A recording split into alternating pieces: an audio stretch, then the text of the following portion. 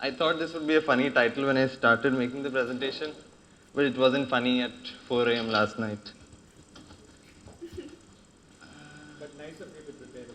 Yeah. So, my name is Vishnu. I'm an illustrator. Actually, I'll get to that. It's really hot. I thought this presentation was, this illustration was apt to start the presentation with. So, I'm a graphic designer. I'm an illustrator. I'm an illustration designer and an artist.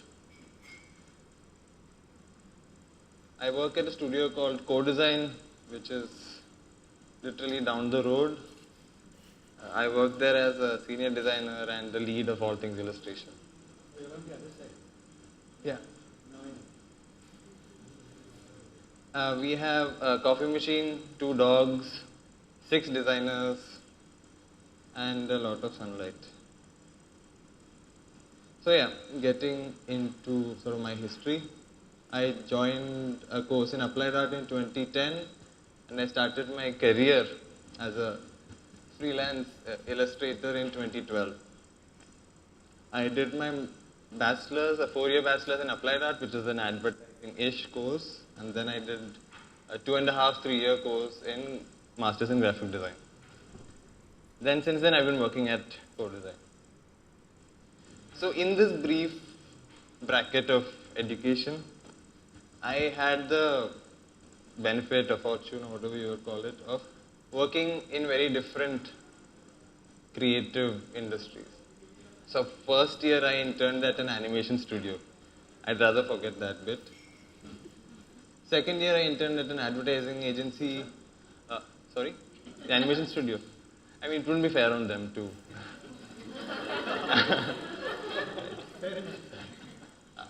Second year I interned at an ad agency and started sort of making a name for myself as the intern who won the agency some awards. I sort of got into that space of illustration and storytelling and quick wit and humor. Then as I got comfortable with illustration, going more into the space of narratives and more conventional narratives, so working in a publishing house. And then finally interning at a design studio. So in all these roles, I was basically knocking at the door with this one tool I was good at called illustration. And in all these places, the roles illustration played was very different. So believability, quick wit, visual humor, conventional narrative, space, flow, rhythm of story, craft, process, research.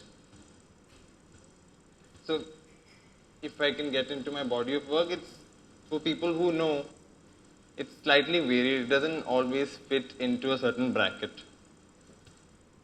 So I mean, it can be something like a logo designed for an animation studio based in Calcutta, to like heart-wrenching graphic novel, to a children's book which talks about gender stereotypes, to books that aren't really about anything, just very strange, very, very, very strange.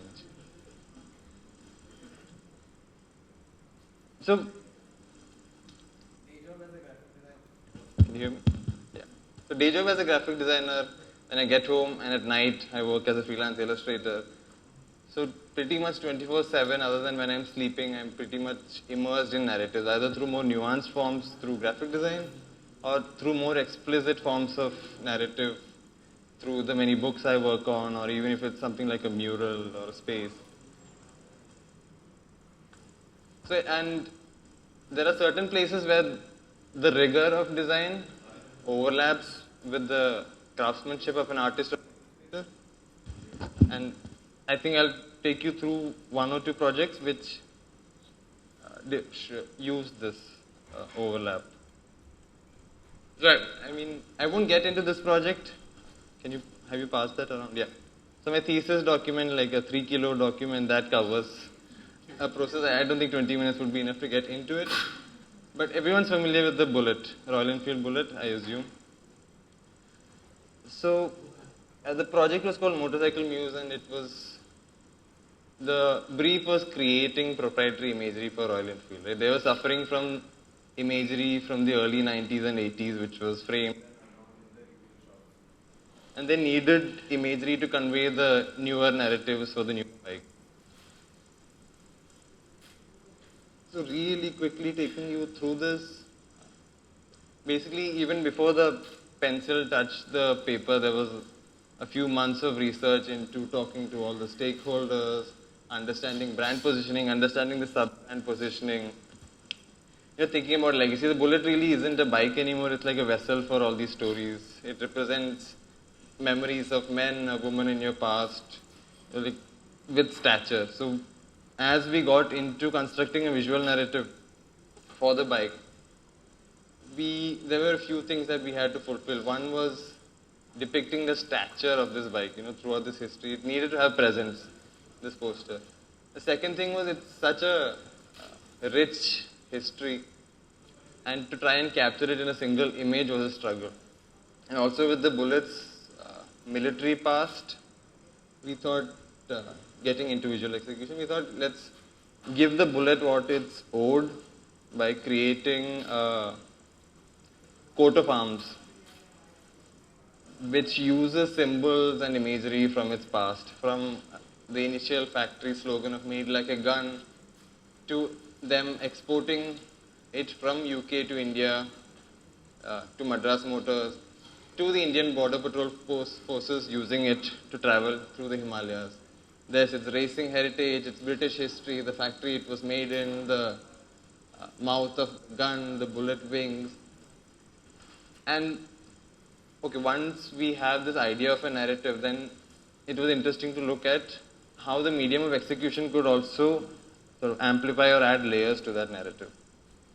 So then we looked at modes of representation from the past, like woodcuts, etchings. And another layer of meaning came from the fact that these motorcycles are beautifully handcrafted. So an illustration depicting that motorcycle would have to be equally beautifully crafted. So each of these lines were painstakingly hand-drawn. And like the stripe is hand-painted onto the tank. So similarly on the illustration we added that layer of meaning by hand-painting the stripe. And then also we go into more production constraints. So thinking about how much liberties can we take with color, if this needs to be screen printed, etc. Okay, I think it took too much time on this. So, but yeah, with my graduation project, what I really explored was the role of illustration. I spent a lifetime as an illustrator, then jumped into this new world of graphic design, and in this overlap, you start thinking about the practice of illustration and what it offers. One thing early on in the project we discussed was using the liberties of illustration as a medium, right? Why would Royal Enfield go for illustration when they could just fly someone out to some desert and do a beautiful shoot, something like that? But it's just that, right? An illustration is not defined by the vocabulary of what is available to you. An illustration is defined by the vocabulary of your mind. You can put things together and make things that have never existed in the world before. And that's what we try to achieve with the project. I think because a lot of the people in the crowd would have seen my work, I thought I'd show something that hasn't really been put out on social media or on the internet. So Marriott Hotels, they opened a recent property near Cochin Airport called Port Muziris. So Muziris is this ancient port town in Kerala, like BC era. The Greeks, the Romans, the Chinese, they all have like scripts describing this beautiful, magnificent port in the south of India where pepper and gold overflowed onto the streets. But Muziris is still a mystery. Nobody has actually discovered this place. They only know of this through these many documents from the past. So the challenge here was, they wanted these artworks for the hotel, and the theme of the hotel was Muziris, right? So the challenge here was how do we depict these tales from a foreign land? So my idea was to maybe tell this story like a Malayali would. like an exaggerated tale told with humor, told with like hyperbole and whatnot. So there's this interesting quote by MC Escher that I stumbled upon recently, which sort of, if I'm not able to articulate it, obviously it's easier to take someone important and have them articulate it for me. So what he's saying is that if you're making something fantastic and surreal, it helps to place it in the context of ordinary things to amplify its surrealness. So I had to root these artworks in known truths of the port, and then the playing field is open for me to interpret it any other way. So what we know from these documents is that major items of trade were pearls, precious stones, and pepper. So what I decided to do was make each artwork based on the story of trade or the stories of the people that develop around this trade. So this is basically, I think, 2 meters tall by 50 centimeters wide, giant artworks. I had to delete software off my laptop and actually borrow my friend's laptop to finish this artwork. But the whole idea here being, okay, pearl trade. So what can we do to exaggerate and tell that story? So approaching the story like someone's telling the story to the children back home after they visited Muziris. Like the pearls in Muziris are the size of elephants. You should have seen it. You should have been there. And then adding little bits of humor here and there and details like adding a story within the story of imagining what the pearl came out of and using that as a tapestry. The second was the story of a pepper merchant who owned seas of pepper, and then taking that analogy of the seas of pepper and how he theatrically shows a Roman merchant or trader around these seas of pepper. Then getting into details like Pepper the dog and like an illustration on the pottery which depicts their trade relationship. And then once I sent these two artworks to them, they got back to me saying, we need a third one, we need a triptych from you. So then I thought, okay, let's maybe make a more layered artwork. This is also interesting because the triptych needs to be, each piece of the triptych needs to stand on its own as well as the whole composition. So here, instead of going for that quick wit and humor, I thought I'd base the story centrally around these two characters. So I've heard stories of my mother tell me that we are only slightly fairer skinned because in the past all these visitors visited Kerala and got very comfortable there. So that story stuck in my head, and back then these guys would come to Kerala, stay there for 6 months, a year, 3 years, conduct trade, and then go back. And in that time, they've lived whole lifetimes in this tropical land. So the first story was basically the henchmen, workers, whoever, loading salted fish onto these barges to take to the Roman ship that will take them back. The second triptych told the story of these two central characters, the Roman woman and Malayali man, and the strange silence of people who can't communicate with each other, but then there is that tension, that electricity in that space between them. The third is we see Pepper the dog return. He's obviously following these pepper shipments around and making sure everything works. And then those Yavana crafts that carry these giant shipments across the world. Just to give you an idea of scale. So that was commercial work, brief-based work, research-based work, whatever. Getting into the space of personal work, it isn't often as layered, rich in research. It's more of a synthesized by my stories, my wit, how I see the world. This was called Monsoon. I also enjoy making images in this space where the viewer feels like there is a story there or there's something happening. And I often invite the viewer of the illustration to complete, create, add context to the story. So then very recently I had the opportunity to actually make paintings or art, as they say, where it wasn't any more brief based or it is more exploring what I want to say. So going from the role of, for instance, how do I describe it? A journalist to an author, right? This was an exhibition based in Baroda in a gallery called Gallery Arc.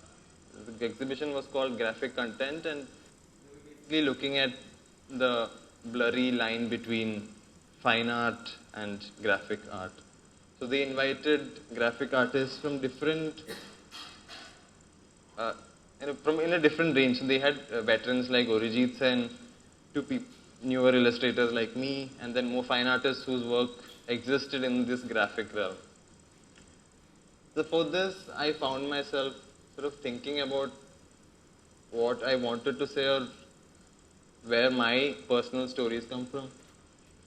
And then there are stories synthesized of brotherly love, quitting my job and going away, or just this constant. We used to travel a lot as a family when I was a kid, moving from place to place, city to city. So these stories sort of synthesized from a more personal space.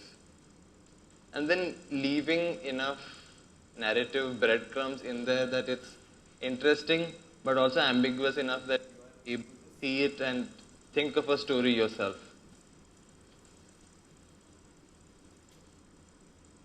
This one was called Hiatus. So here, in this illustration, we see two kids tussling, and the whole idea was that they've gone to tuition, they've escaped into the woods behind their town, thrown their bags around, and they're smoking cigarettes that they stole from one of their brother's packets. This is all in hindsight, these stories that were constructed. And then there's a strange presence amongst the woods.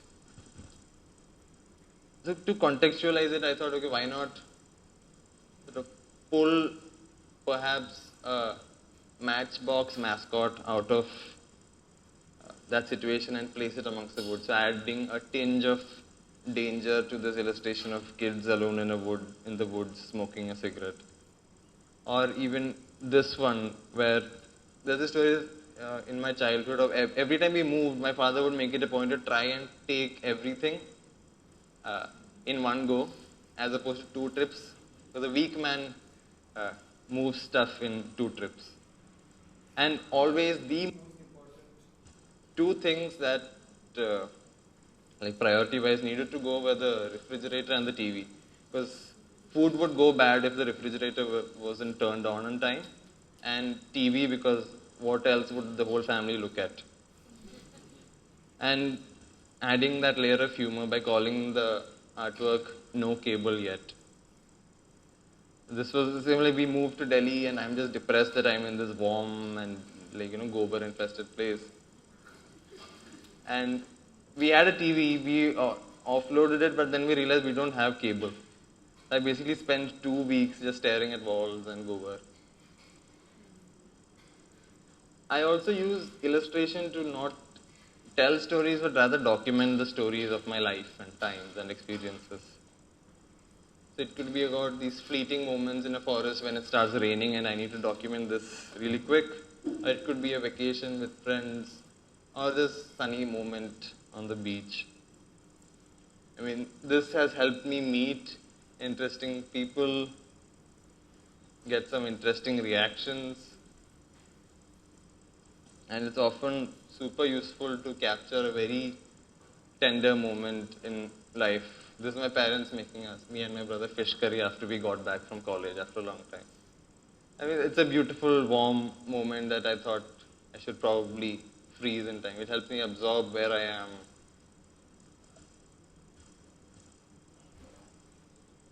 So yeah, I think also what I've realized through all these years is that it's usually not ever the form of the illustration, the style, the craftsmanship, etc. It often always comes down to what is in the illustration, the story you're depicting. The bullet illustration, isn't nice because it's a beautifully done illustration. Of course, that's there. But I think people are buying it and people are getting it framed and it's in the CEO's office because the story of the bullet meant something to them. The illustrations in my sketchbook are very rough, crass illustrations, but they are meaningful and they are sort of immortal because they captured a story of my life. And I think people also enjoy the illustrations I make because the stories they depict are entertaining, funny, or there is a certain connection to them rather than it being extremely beautifully crafted. So I think I won't leave with tips or advice or anything, but just a question that I've been pondering. Like, if the most powerful thing about an illustration or an image is the story, then what does that make the illustrator? Thank you.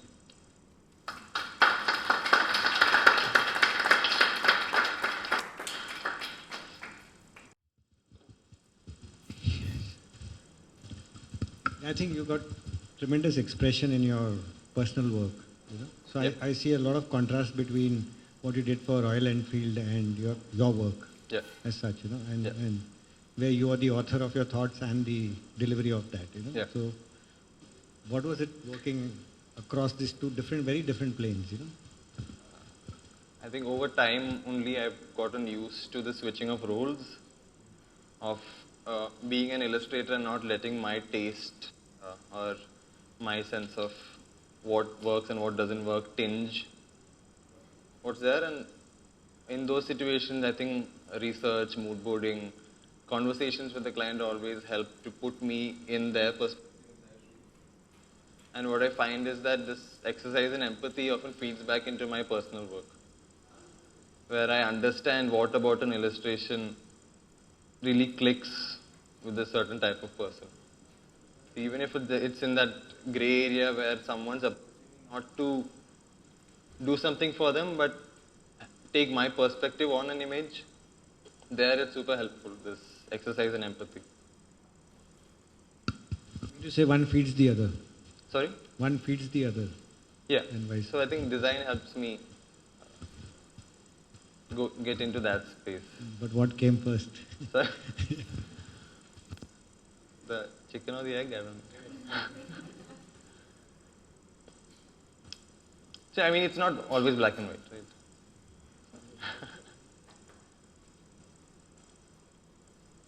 Anything else? No. Cool. I think the pursuit of your personal craft to a style which expresses where you come from would be interesting. I mean, I would watch you for that, in that sense. Thank you. Not a question really, but when you started your undergrad, Yeah. before that also as a kid or while growing up, did you always do this? Was this just something you were pretty passionate much. about? My TV was my best friend. And I'd be the kid in class who'd draw cartoons for you.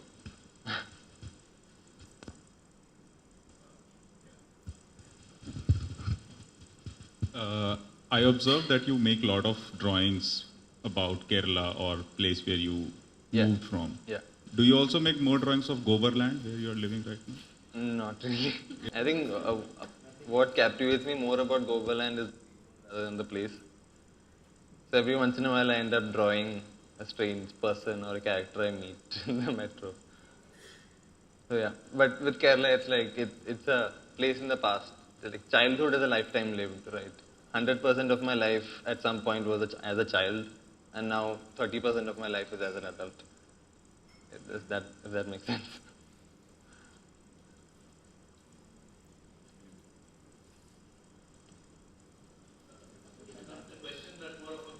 Yeah. No, please. Yeah. I've done a lot of artist documentaries for galleries and for artists and all of that, so I have Yeah. a bit of idea about how that ball game works. I think, parallel to whatever else you are doing, which is much more surer, gets the check in the mail and all of that, which all of us are chasing anyway. I do think you should really focus at least some of your time in doing this, like that collaborative project, group project you showed, Orjit and all these people.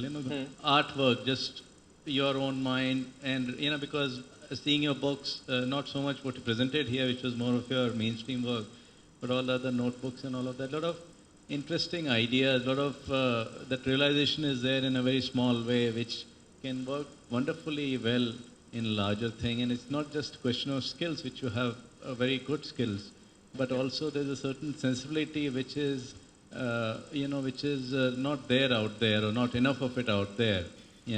Contemporary art, if you go to all the galleries, all the wine and cheese events and all of that, but a lot of the stuff is so sad and repetitive and whatever else you want to call. And so there's a lot of space for that kind of thing, So that in the long run can work very well for you, as well as well for you in both sense, commercial so-called sense, as well as creatively, B, this stuff you're doing, I think if you look around, you can find writers to collaborate with, people who have very good ideas to do, whatever a collaborative project. Illustrator doesn't have to do everything himself or herself, and that is another thing which we need. If you look at now you have a lot of these graphic novels things happening in India. A lot of them, they are not very, very substantial. Either the artwork is not that great, or the story or that other part is not so good. And a lot of people want to do, because you had some people who are really big stars, not in India, overseas also, who are doing both the things. And we think that we can pull it off as a creative person. If I want to do that okay, I can do everything myself. It doesn't work that way. So if you think of working with people like that, that could be an interesting avenue to work with as well. That's my thought. Thank you. Thank you.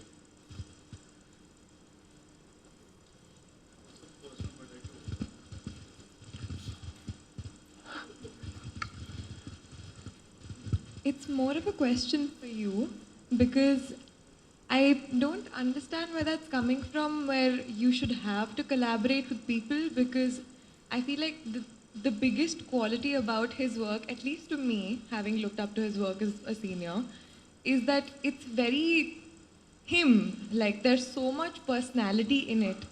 So when you're collaborating with other people, of course you create a completely new thing, yes, and it's several personalities, coming into one thing, very interesting. But then I feel like that takes away from his, USP. USP is a crude word, but... What happens is this whole sort of what do you want to call the graphic novel, sort of non-child-oriented adult. Storytelling, this form. It's very interesting for us. We look at all the great people, all the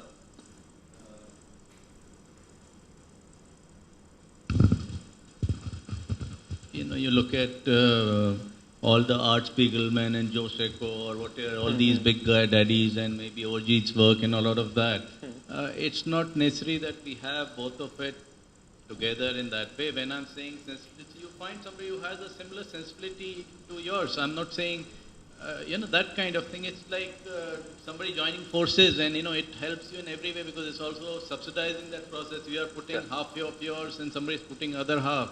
That makes it, that is my thought of it, because unfortunately, and more you see in India, you see, as a filmmaker, I see that all the time. You see filmmakers who have done some wonderful documentaries, they want to do the camera and editing and everything else that themselves, the way the Anand Patwardhans of the world had done. But that doesn't make it a very good film. It would be much better if you got somebody else inside. And that applies to so many other public, kind of art forms, or whatever you want to call, they're out there. And especially contemporary art is a very, very sad situation in India. We are still trying to figure out what could be a good model, what his name is, Sainath, who's done that on Connaught Place and all those books, graphic novels he's done in India. Sainath Banerjee, is that right? Yes, Sainath Banerjee. So what he's done, he's made that and he's sold those as individual panels, But that is not really if you see individually, they're not very, as artwork, I don't see, no disrespect to him at all, but they don't work very well, I understand, but there is a lot of space for a more complex, standalone kind of thing, like some of the stuff you've done is very nice, very, very moving kind of thing, I would say. It's worth pursuing that, I feel. That's my thinking. I Thank totally you. understand. Yeah.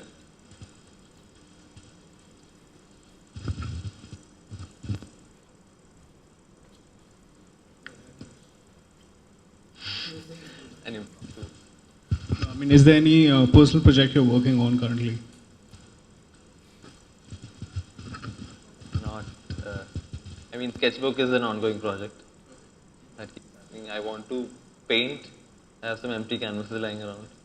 Shameful. Let me while I sleep. Yeah. But not really. Not being. I think there's a large body of work from the last few years that haven't been documented, consolidated. I think I should probably pause on the sketchbooks and start scanning them and documenting them and start actually thinking about what I've depicted, figuring out patterns that are emerging, if I should work on them or not. Starting to think like a more mature artist. Yeah. Yeah. Thank you.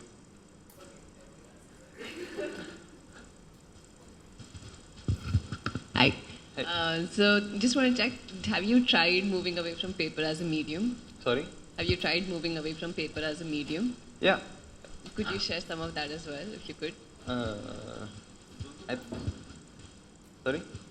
Those were canvases in the exhibition. Those were canvases, and I've done animation stuff in the past, stop motion. I mean, it's not really formalized, but I take photos which have some level of narrative potency sometimes. I enjoy that, maybe investing in photography equipment and formalizing that a bit. I mean, so far it's an Instagram practice. Agreed. That's usually It's the very case. little investment, so it's Yeah. But have you seen a change in terms of the provocations that you're able to build in the different mediums? I don't really engage with the consumer, what do you call it, the people who enjoy my art as much. So right now it's a closed loop. To a certain extent, right now I make stuff that makes me giggle, laugh, and then I expect or hope that, like as with any bit of humor, you laugh first and then you expect the other person to laugh. So right now that is the loop. Thank you. Thank you.